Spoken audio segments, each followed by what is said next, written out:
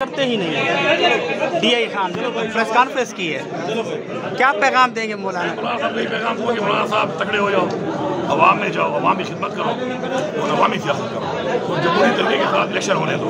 Election से ना भाग पाएगी, फिर भी होना है।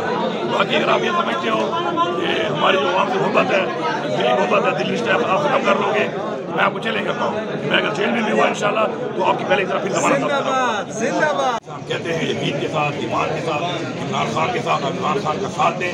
इमरान खान इंशाल्लाह इस मुल्क में वो निज़ाम रहेगा जो निज़ाम बेबस नहीं होगा और इंशाल्लाह आइन के तहफ़्फ़ुज़ के लिए हम हर हद तक जाएंगे इंशाल्लाह। तो मैं PDM को पैगाम देता हूँ कि आप आइन को ना तोड़ें, क्योंकि आइन को तोड़ने से प्रेसिडेंट जो बनेगा उस पर आपने सारी उम्र एक काला धब्बा लगेगा आपकी सियासत के ऊपर। और आप जमहूरियत की बातें करते हैं, आप इलेक्शन होने दें और इलेक्शन में आके अवाम में आके साबित करें कि आपकी पोजीशन क्या है, आपकी हैसियत क्या है।